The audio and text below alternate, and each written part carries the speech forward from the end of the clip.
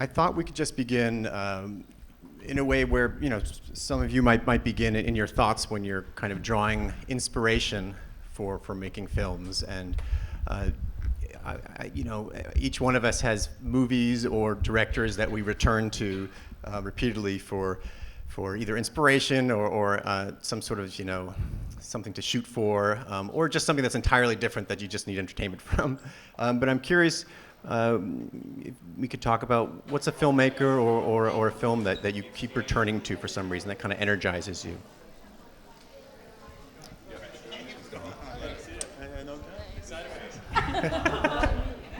Yeah. I'm peering at you just. Excuse me for my poor English. I have to. Ok. C'est une question difficile parce que c'est vrai que on a plein. Enfin, moi j'ai l'impression c'est difficile d'avoir juste un papa ou une maman. Enfin, on a plein de gens. Moi j'ai plein de gens, mais peut-être qu'effectivement il y a des gens vers lesquels on revient toujours. Et peut-être que c'est un peu cliché, mais moi c'est vrai que je reviens toujours vers John Cassavetes, vers les films de James L. Brooks, qui sont pour moi des vraies sources de... À chaque fois que je revois leurs films, je suis toujours très surprise en fait je ne sais jamais si je vais voir une comédie ou un drame, je ne sais jamais vraiment ce que je vais y retrouver. Et voilà, et peut-être aussi un peu d'Hitchcock. Mais c'est vrai qu'en tout cas chez James L. Brooks, c'est toujours très très surprenant quand je revois Terms of Endearment ou ce genre de film. Vraiment, je crois que je vais voir un drame et j'ai l'impression que c'est une comédie et inversement, c'est très étonnant. Voilà. Well, that's a hard question because it's true that, you know, it's hard to say that we have just one mom or one dad in cinema. There's lots of people, but maybe there's some filmmakers that I always return to, and as cliche as it may sound, I always return to John Cassavetes or James L. Brooks, and each time I rewatch one of their movies, I'm always surprised because I never know whether I'm going to see a comedy or a drama. I never know exactly what I'm going to find, and maybe there's also Hitchcock, but I'm always surprised, for instance, when I watch Terms of Endearment or other James L. Brooks movies, I don't know whether it's going to be a comedy or a drama. Yeah. Did you want to jump in, Adoma? Or? Sure. Should I just dive in? Yeah, dive in. All right. Well, yeah, you know, to respond to your question, I want to say, you know, filmmakers who inspire me would be Apisha Pong or Usman Semben, right? Black girl, of course, you know. Even just being in a space like at the Film Society, you know, Film at Lincoln Center. I know you changed the name, Film right. at Lincoln Center. But, you know, just, you know, these films sort of inspired me or informed my practice early on in my career as a filmmaker. A lot of my films have been inspired from fables from Ghana, West Africa, where my parents are from. And, you know, my films are about the collision of identities and sort of how do we sort of return to our past and sort of bring that into the present. And I feel like the moving image or filmmaking or the moving image form has been being my primary medium of choice. How do I sort of insert myself in this tradition of African storytelling through this medium that I've inherited as an American born from my parents' country of Ghana in America, and in this time and space, sort of bringing the past into the present in film. And so I want to say that these two filmmakers, Usman Semben or Apisha Pong, would probably be the two key filmmakers that sort of inspire me in this time. Yeah. We already have a very impressive range of filmmakers, which are all very, very great. Yeah. Pietro, do you have Pasolini, perhaps? No, for me, I'm cinephile from background, but I think I have not model just because Robert Bresson saying on the Bible, not from cinematographer, is important to have not model. Yeah, on cinema, no but models, maybe I bring with me on the art many films, maybe so many. I used to study European cinema, Soviet cinema, less American cinema, and then what I can say, I love cinema, but I think it's important for a filmmaker to have not model. Yeah. Not model just because I don't like the idea to have influence by others. Just maybe when I work, it's important to have a method. There is, for Italian peoples, there is Rossellini, and that's it. There is all me as a just model to make film. And I mean, I guess part of the problem is that each time you're trying to kind of invent a new approach or invent a new way of framing things, and that conveniently maybe brings us to both of you, I guess, a bit in terms of your films, Luise and Corneliu. I mean, you're often working in kind of hybrid forms or making genres kind of smash up against each other in some way. Corneliu, I mean, are there filmmakers that you admire who kind of do, because it's pretty unpredictable from one film to the next what you're doing. The Whistlers is a film that draws upon film noir a bit, but it turns it into a kind of puzzle even more. I wonder if you could talk a bit about that area of film history. There are a lot of there are a lot of directors that I like. I could start with Chaplin, Buster Keaton. There is a film that I'm watching from time to time and I like it a lot. It's Full Moon in Paris. Oh, Full Moon in Paris. Eric Romer. It's a movie that I'm returning, quite a lot. I like to see it again and again. Afterwards, it's I don't know. It's Antonioni. There are a lot of directors. After that, when I'm making a film, depends on. Mostly, I'm thinking about what I want to say and the core of the film. And after that, I'm looking. I'm trying to find the way that I will say it. And there I'm quite free, you know. Yeah. I will go to see movies from genre movie if it's the case or not, but I'm quite open with that. Yeah. Well, you have a reference to Gilda, obviously, in your latest, right? Noir. I saw a lot of noirs, Yeah. classical noirs, which it was interesting because I haven't seen them for a long time from my first years in school. So when I get back to all these films, it was also a certain type of nostalgia, you know, Yeah. and I think that it feels in my film. Yeah, absolutely. Luise, is there any place or are you of the no models school as well? I was thinking about your question, and I guess I made a decision to not talk about inspiration, but about films. Sure. No, because when I think about films that I rewatch again and again, it's not for working, but it's really for enjoying them and for watching them.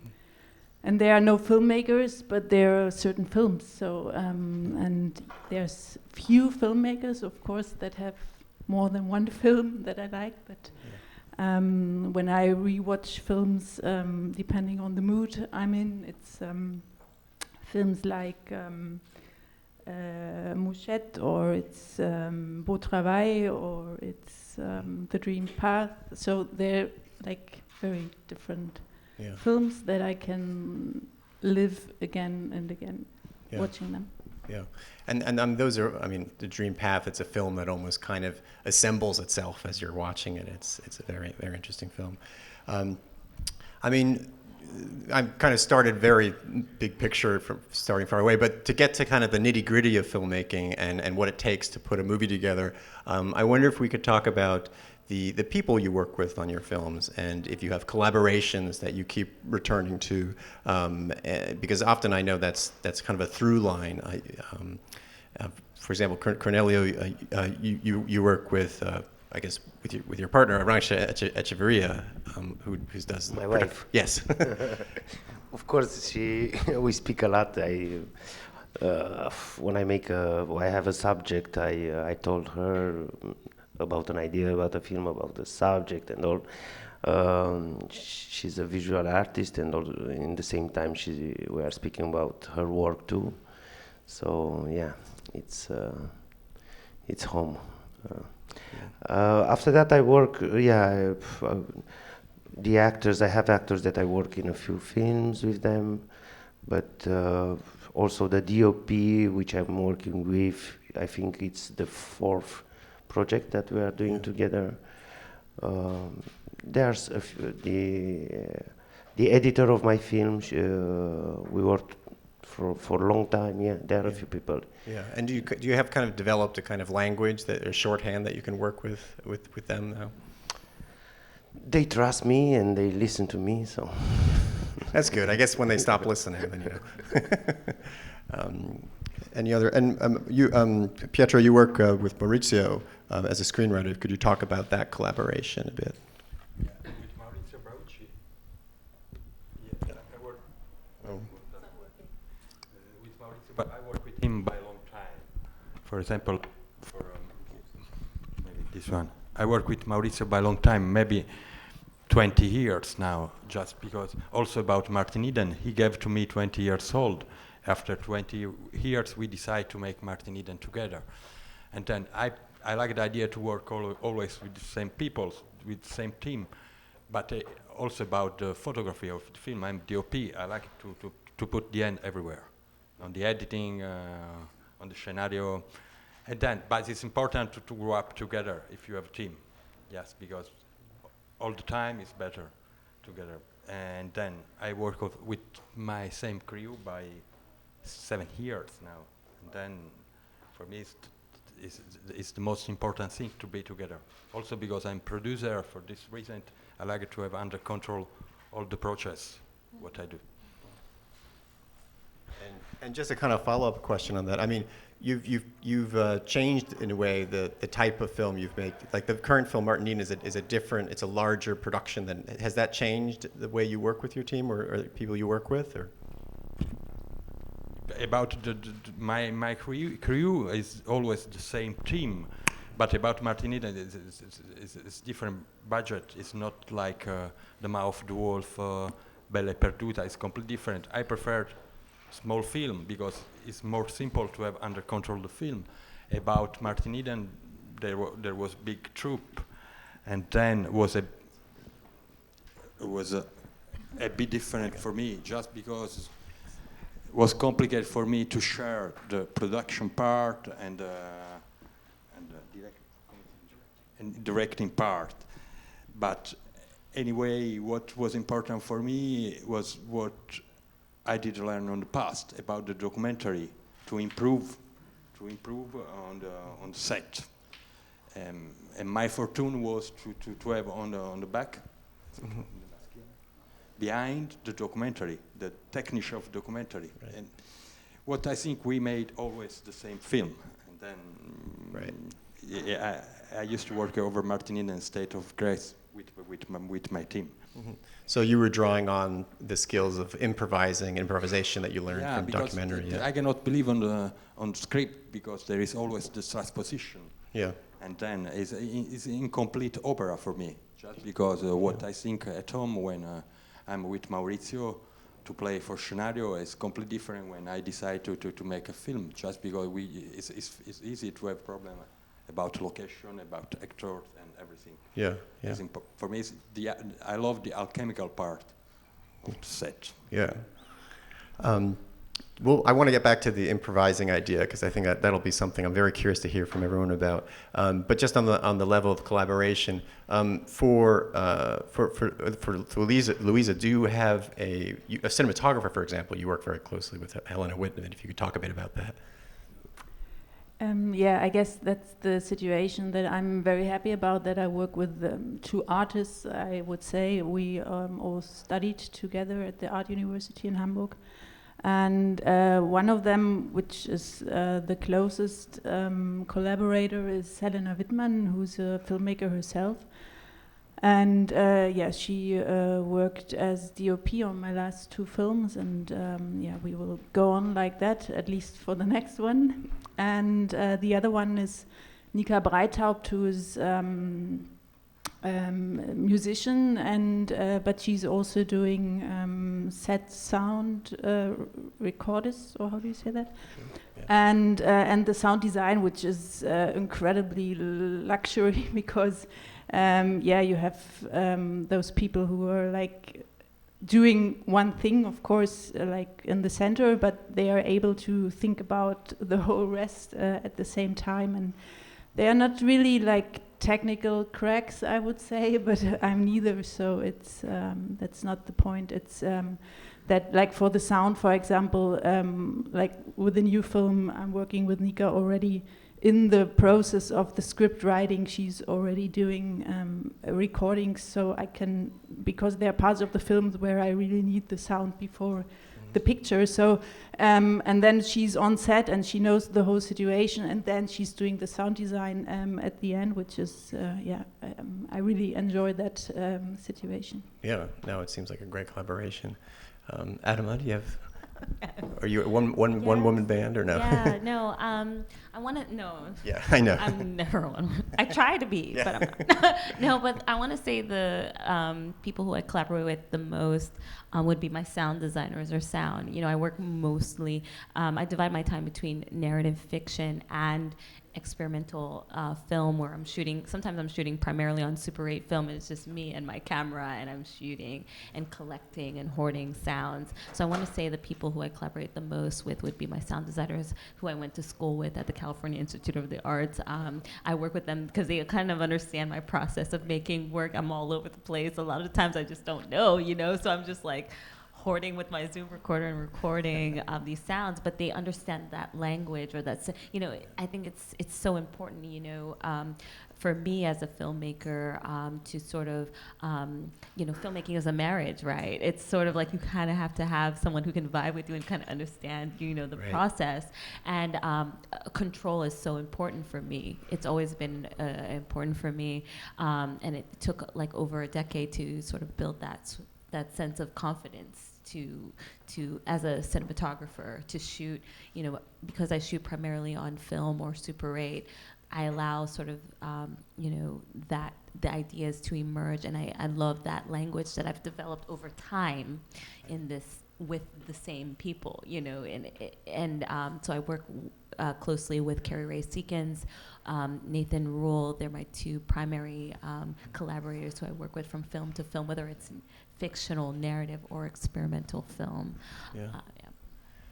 And Justine, you also have a documentary start. So I wonder how that's affected, you know, the team you've worked with, and also if you want to talk about improvisation. I'm curious for you if also having that documentary experience affected how you ended up making fiction features. Oui, c'est vrai que, en tout cas, j'aime bien m'entourer de gens qui sont pas forcément tous qui viennent pas tous du milieu du cinéma.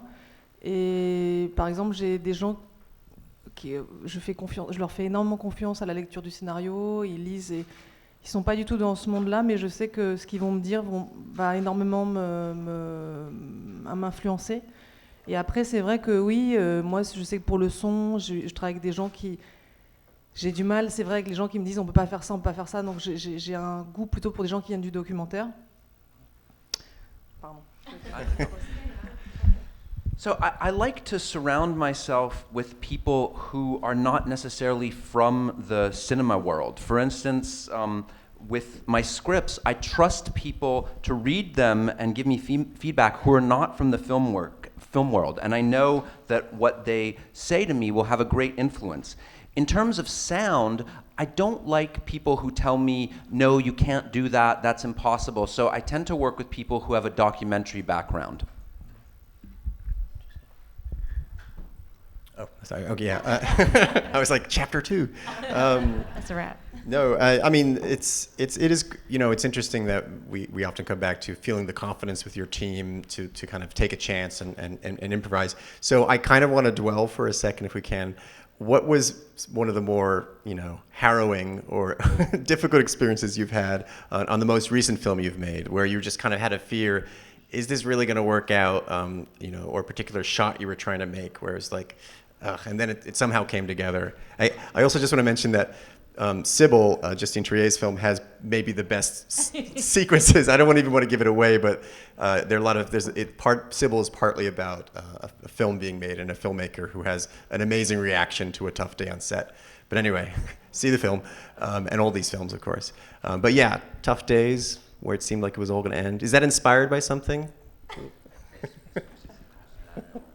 Alors, merci.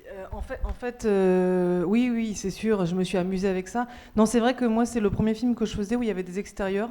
J'avais tourné beaucoup en studio pour le précédent film, et du coup, j'avais extrêmement peur de l'imprévu, du temps, de la météo, du soleil, de tout.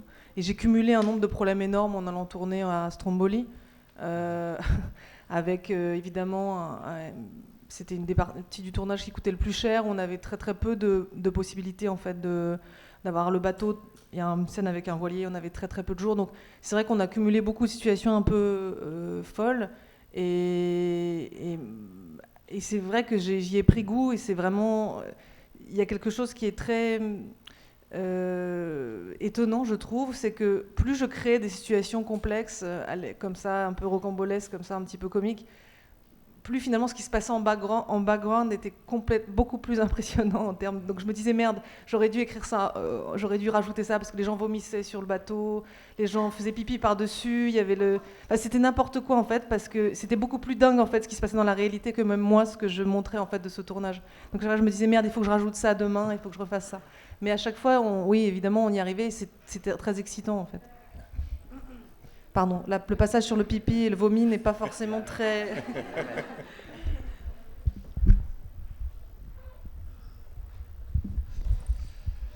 Yes, of course, I had a lot of fun with that.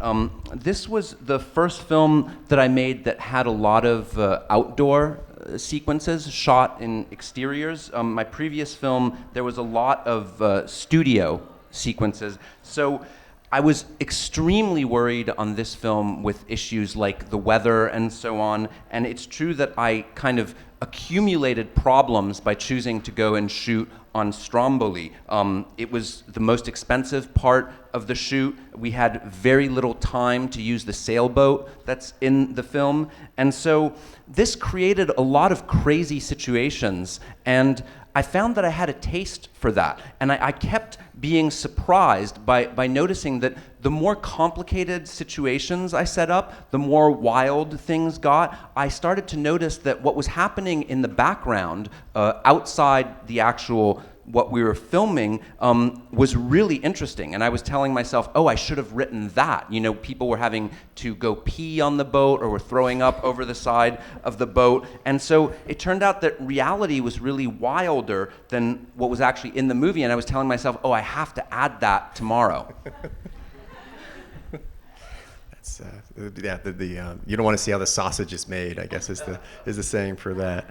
Corneliu, do you have any nightmarish stories from the making of the Whistlers? For one thing, it's very complicated to have this whistling language. I guess was that always dubbed over later, or was that something you had in scene, or? No, the actors they learn how to whistle. They learn to whistle. Okay, so that's a challenge right there, I guess.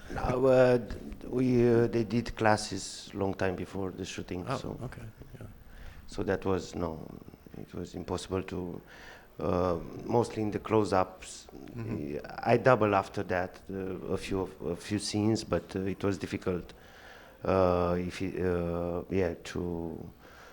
If they didn't knew that on the close-ups, you could see it, that they didn't did it well, you know. Yeah. So from that, no. I have some scenes that I took out because of the budget, so I rewrite it in a most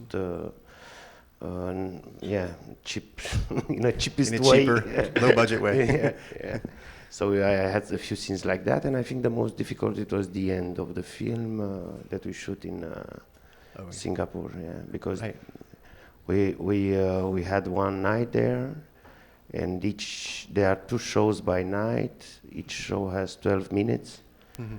So we're supposed to go through all the garden with the actor, and and that it was quite. It was a little bit difficult, but we did it at the end. Yeah. Yeah. I don't want to give away the sequence because it's a wonderful sequence.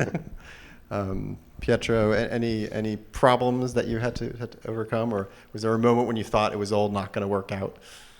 At least for me, the adrenalinic part of the film is the editing, where I can feel comfortable, but about the set is always can be nightmare all the time.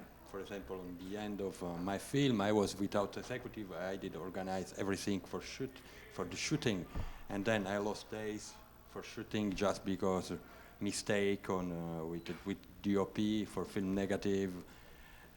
Always chaos. Then what I mean about improvisation is important for me to be safe, to bring at home the film.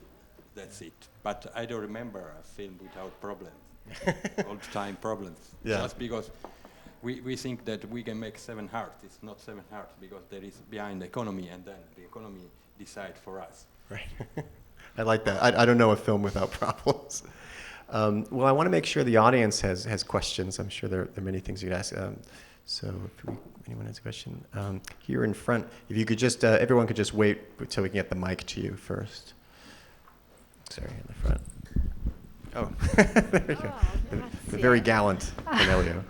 Ciao Pietro, italianissima.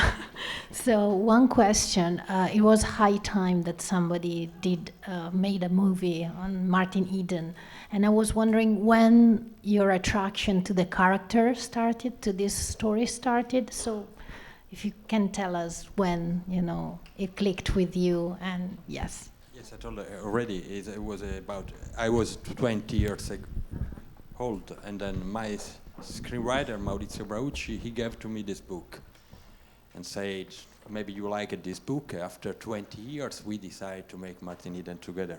This is the story of the film. Actually, I'm curious, what was the inception for each of these films? I mean, well, Corneliu, for The Whistlers, I'm not sure I know, what was the inception for the film? The origin, the genesis? I saw TV reportage about the island.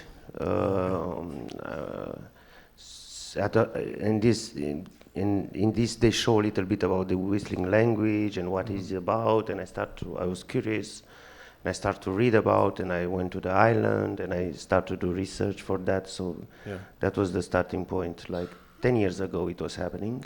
Oh, wow. At that time I just finished Police Adjective, it was right after that. Yeah. So I started. So over the 10 years, I'm just curious, you kind of held on to that idea and then. No, I wrote some drafts that I didn't like it. I go back and forth with this subject all the time. When I'm doing a film, I had other projects that I work in between. Mm-hmm. One of them I did it. One of them I didn't make it at the end. Mm-hmm. But it's all the time like that. I have several projects, and with this one I started to write. After each movie that I made, I started to write another draft. I didn't like it, so I did another film. I came back and I guess it takes a while sometimes. And all right, I made another question here in the second row.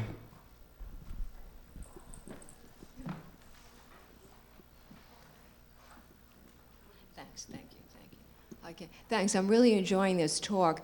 My question is just to jump off yours with the Whistlers, going to the island, doing research, and then coming back to it again and again over a 10-year period until you started filming. Is that how the rest of you might work, or do you get an idea, let it germinate, let's say, for 6 months, and stay with that versus a 10-year stay? I have project that I did it right away. So it depends on the project. Mm-hmm. So my first film, for example, I saw a TV show. It's called 12 Hours East of Bucharest. So I saw a TV show in my hometown, and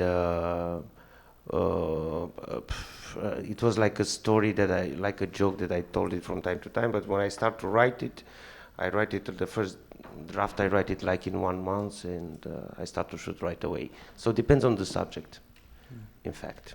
Same with me. In my case. Yeah. To piggyback on what you're saying, like a lot of the times I don't even know what it is I want to make, like sometimes the idea or the subject finds me, right? A lot of time we're in an industry where everything sometimes has to be so formalized, and sometimes you just don't know, right? So then I allow the ideas to emerge. For example, the project that I have here now called Pelourinho, They Don't Really Care About Us, it was from a residency that I got in Salvador, Bahia, Brazil. And I had this great opportunity to be there in this space that was familiar and unfamiliar. And my filmmaking practice has always been about this notion of triple consciousness, like what it's like to be foreign in a country outside of our own, right? What it's like to be foreign. And so the triple consciousness is based on W.E.D. Du Bois. He's a sociologist, a Pan-Africanist who talks about what it's like to be black in America. And so I Google searched. It was from a basic Google search, and I was like, did W.E.B. Du Bois ever travel to Brazil? And I just Google searched like Du Bois plus Brazil, you know? And I stumbled on this archive, this letter that he wrote to the American embassy in Brazil in 1927. The archive, that letter that he wrote in 1927 became sort of the core or the center of the film that I produced in Brazil. And I noticed that in that space, not only am I as a traveler outside of America going to Brazil, with this cultural privilege of shooting on my Super 8, with my Super 8 camera shooting in Salvador Bahia, but it's a site of slave history. It's a site where, slaves were auctioned or whipped. And here I am with my Super 8 camera as a filmmaker of color, filming in this place, in this colorful format, right, that I've inherited, in this analog format, right? And I used the letter that he wrote to the American Embassy in Brazil as sort of source of inspiration to produce. So a lot of times, it's just sort of just Shakespeare talks about the world being a stage, right? And I feel like that's sort of the time and space in which we live in, and that like sometimes it's okay to just sort of be with our iPhones or Super 8, Super 8 cameras, or these formats that we've sort of give us this ability to be creative. And I think it's important that, you don't have to be, you can make a film out of anything. And I think that's sort of nice to have this opportunity to be here in this space and exhibit this work. But yeah, I just love the idea that it's kind of putting two ideas together, the Du Bois and the travel together, and then you have this corresponding thing in history that you can go through. Any other questions? Here in the back, very back. For each of the panelists, how long did it take to raise the financing for your most recent film? And if you had any co-production partners, how many did you have? This might take a while. yeah. Did everyone hear that? About okay, just a question about funding, how long it took to fund the film, and maybe we can just start with that, if it's everyone answering, or what the process was for that. Pietro, how did you raise money to tell the story of Jack London's Martin Eden? Yeah, but Jack London was the first time for me to have a good budget for make film, because the last movie I made was made without very low budget. It was good time for me because it was more simple to have under control the film, also because I was a producer in that time. Today is a bit different about Martin Eden because there was the necessity to make Martin Eden, but for some way I was lucky because I found a budget for making the film. And then what I can say, when there are co-production, the budget is more big, it can become more complicated to have under control the film because you should have a relationship with the other to check money. But that's the cinema, and then there are not alternative. If you wanna make bigger film, more solid for budget, there is no way. Yeah. It's important to find the money. Right. Then to put together co-production. I was lucky also because inside the film there was also my distributor and other friends, and then we made film on state of grace anyway on the economical part. So money and luck, good fortune. Corneliu, how did you pull together the funding? What was the sources for that? The financing, it was like 3 years, and the main we had Romania, France, Germany, and Sweden. So 4 countries. Unfortunately, we didn't find in Spain.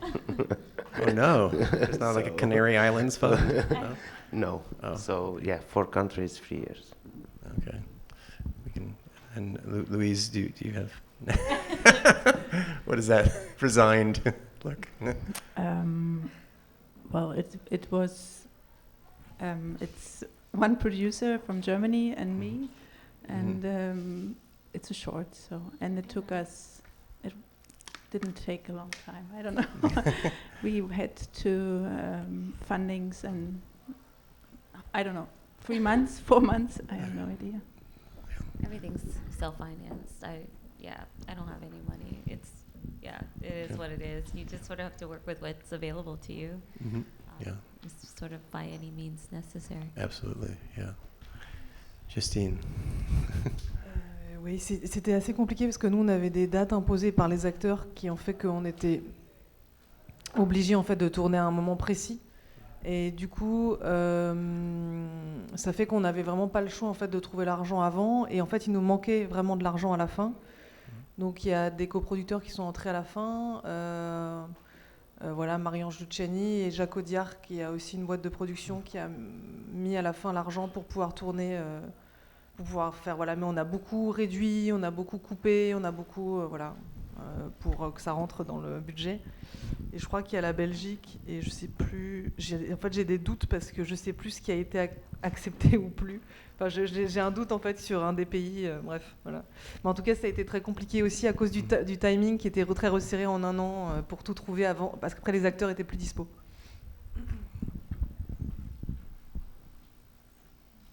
C'est quoi le Marion quoi?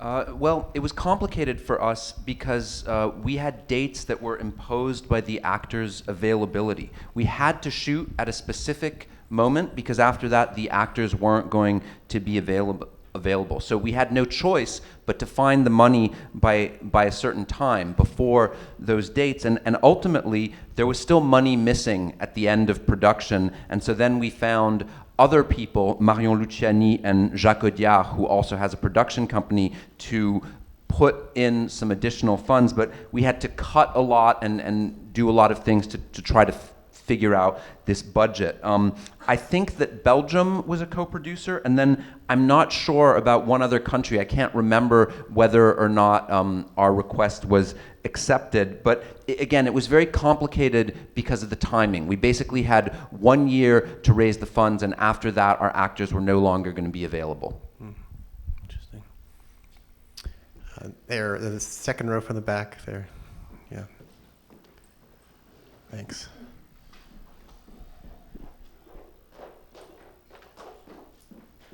Hi, thank you. I think when it comes to creating something, it's really hard to define like when is this thing actually complete. So my question is, as for filmmaking, when you're making your film, when do you actually feel that it's ready to be shown to the audience? It's an interesting question. Do they have to grab it out of your hands? You want to jump in? No. Pietro, when are you done with the film? You were both producer and director, so this could have gone on for a while. Yeah, but I'm producer for necessity. For necessity, yeah. Just for necessity. For me, it's impossible. Somebody should come and take off. Yeah, it's complicated because I bring with me many films, not only one, and then I would like re-editing all my movies. Then for me, it's impossible. What is important for me is to live the film, because when it's finished, it's not on my hand anymore, and it's complicated for me to have judgment about what I did, what I do, and then it's always on my brain, always there. I still carry on inside me. Yeah. At some point, you have to say the end. It's complicated to say is the end, because the wish of us is to carry on with the film. Continue, And we'll just, I guess, proceed. Corneliu, how do you know what the end is? When do you have the end? I don't have this question. You know, I make it and I, I'm sorry. And I don't look back. I don't like to see my films. You know. Okay. I don't rewatch them in time. No, it's. I feel it. It's the moment. I'm doing my best. Each movie that I'm making at that point, I said it's the best that I could do, and it will start. I start work on the next one. To move on to the next one, yeah. Luise, yeah. How do you know it's done? Yeah. Well, it's a mixture, I guess. I mean, with the short Entire Days Together that is shown here, I gave myself the luxury to really finish it before showing it to anybody, which is a luxury, I guess, and which means like really, really finished everything, the color correction and sound design and everything. When for me, which is, I guess, the interesting point, is the picture log, which is somehow the point where the director not leaves the film, but is like somehow giving it into, or at least when you're editing yourself. I mean, I'm editing myself, so that's the point when I give the movie back to like a crowd, yeah, and that is, I don't know, it's not, yeah, it's something, it's not, it's somehow a relief also, but it's also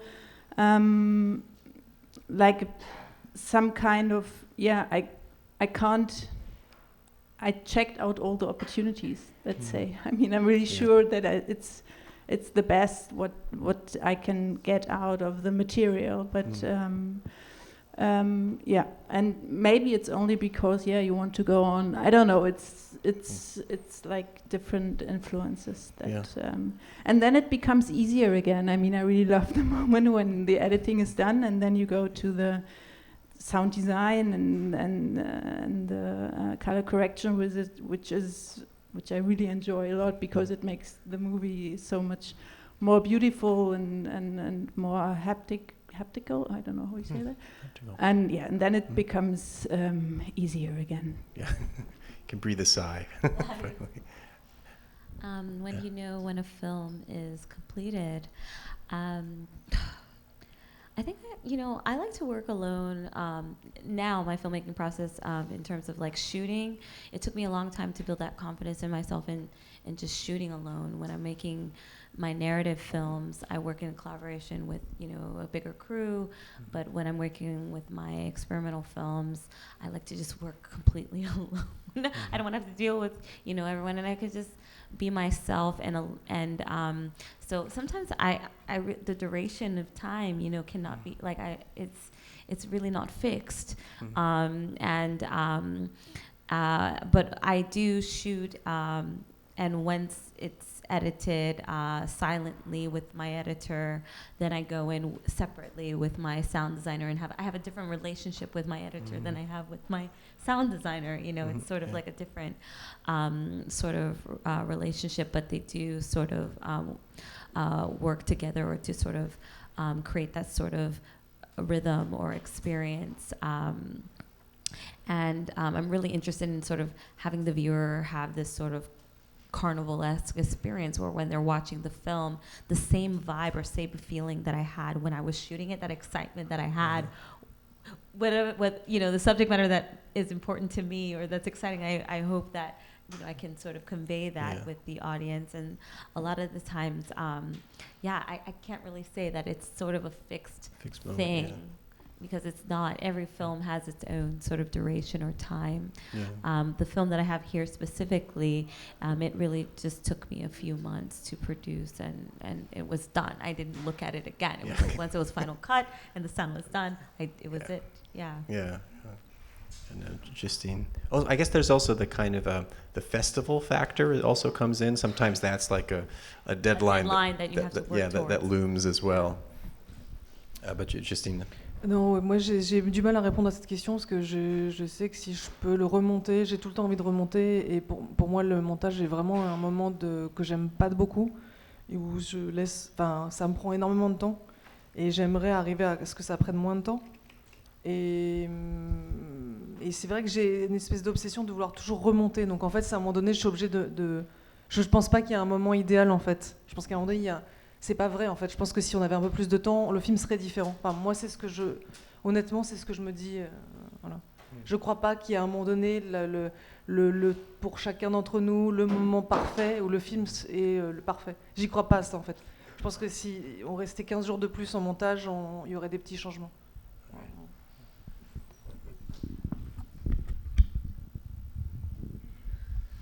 It's hard to answer that question because if I know that I can re-edit the film, I always will re-edit. Editing is a period that I don't particularly like. It takes me a really long time, and I wish that it could be shorter, but I have this obsession with re-editing. And actually, I don't really think that there is an ideal time when the film is finished. I think if I had more time, then I would continue editing and it would be a different film. I don't believe in this idea of the perfect time. If I had 2 weeks more, then I would continue and there would be changes and it would be a different film. All right. We're almost at our own end here, but we have time for one more question. We can go in the front row here. Actually, I'll take Corneliu's lead here.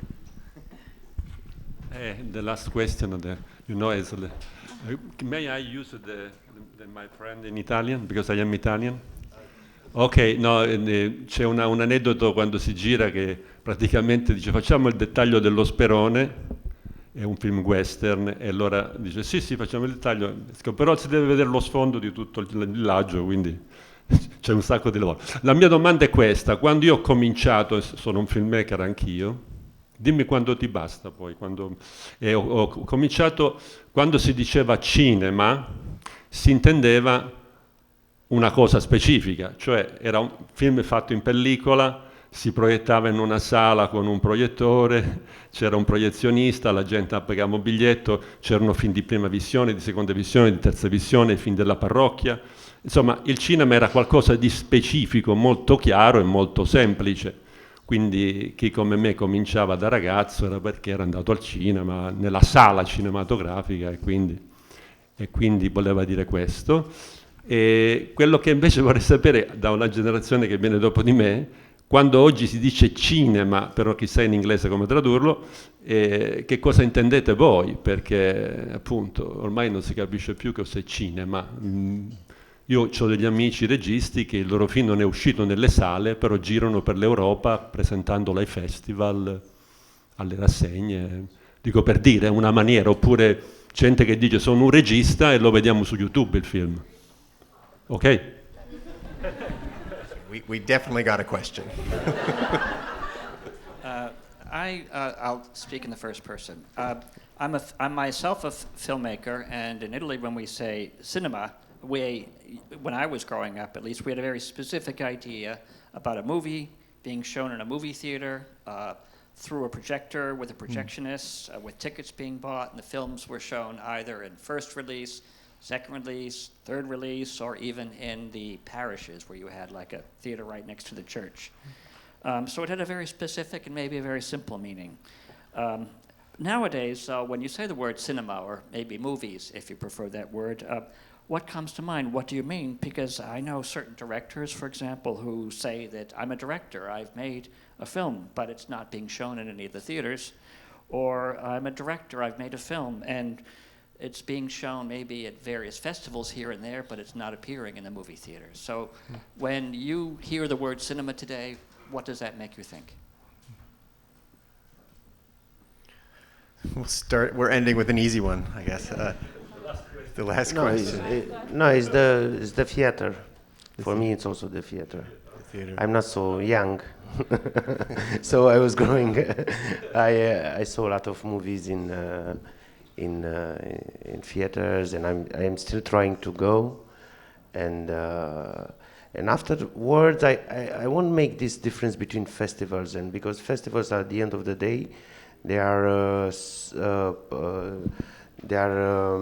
they help in a way a movie to go to arrive at the end of the day in the theaters.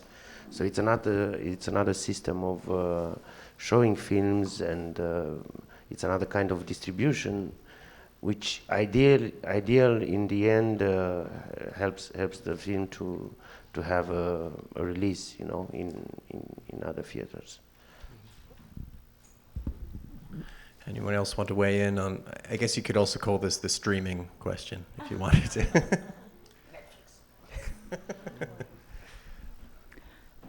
When I think about cinema, I also think about the theater, but as I live in a country which is called Germany, where not all the films I would like to see in cinemas are shown in the cinema, I also have to think a little bit broader.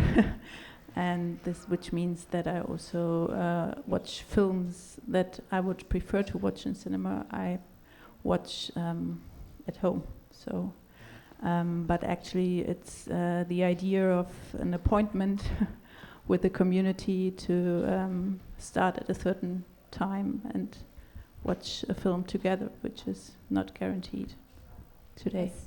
Yeah, to piggyback on what you're saying, you know, the cinema-going culture in terms of like West Africa or in Ghana specifically, you know, with new modern technology and that sort of thing, I sort of miss that communal aspect of filmmaking or watching a film in, you know, an open air setting, and I think that's sort of, or, you know, storytelling and being able to experience that with others, and for me, I think it's really important to sort of revive this sort of communal aspect of cinemas, because the cinema-going culture in general is dying, not just on the continent, but all over the world. You know, cinemas, the idea of the cinema space is something that I think about a lot too, because when you're producing the film and you're thinking about exhibition, like you're saying, like distribution, whether it's going to be online or if it's going to be in a cinema space or in a museum space, etc. These are things that are constantly evolving and constantly changing with the time. And you know, for me, I don't really quite think about the end result. Like, you know, I sort of just make the film, and what's amazing is that sometimes the film itself, whether it's a fiction or an experimental film, can transcend the exhibition space. Right. And that's something that I'm sort of thinking about too, like how one film, even if it's a feature or short, etc., that it can show in multiple spaces in this time, and that's, it's not like something that's negative. It's actually something that can also be a positive as well. Right. It can't be all or nothing. For Yeah. Any other, Justine or? Je sais pas quoi dire. En fait, j'ai compris la question à peu près, mais j'ai pas, en fait, je comprends pas bien en fait. I guess, you know, cinema can live in different spaces, on screens or in theaters, and I guess we basically, it's a loyalty test to the theater. No, I'm kidding. Oui, bah, c'est vrai que moi j'ai l'âge d'avoir été fascinée par le cinéma. Enfin, j'ai été à la période en fait quand j'étais jeune étudiante où effectivement à Paris, j'habitais Paris, et il y avait cette possibilité, cette magie de pas pouvoir faire rewind en fait. Et ça, c'est vrai que c'est un truc sacré dont je me souviens et qui était très fort de devoir se souvenir en fait de ce que tu avais vu, d'en parler, et finalement le temps de parler d'un film était plus long, plus important que le... Enfin, ça prenait de l'espace en fait, de parler des films, parce que finalement on ne pouvait pas les revoir chez soi seul en fait. Ça, c'est une chose qui me touche et que je trouve très fort en fait, et peut-être qu'on perd un petit peu maintenant avec toutes les plateformes, mais après je peux pas dire, j'arrive pas à juger. Je trouve qu'il y a du cinéma des fois dans des choses qui sont faites comme ça très facilement, sans forcément... J'ai pas envie de dire de mettre le cinéma contre les plateformes. Je trouve que tout peut exister, ça dépend comment c'est fait, ça dépend du regard. Donc pour moi, je n'arrive pas à faire vraiment de loi là-dedans. La seule chose que je sais, c'est qu'effectivement, ce mythe finalement d'avoir vu un film et de ne pas pouvoir le revoir tout de suite, mais de le garder en mémoire et d'en parler, et de se dire, tu te souviens, il s'est passé ça à tel endroit, etc. Ça, c'est quelque chose, c'est vrai, qu'on a perdu et que je trouve extraordinaire. Voilà. Interesting. Yes.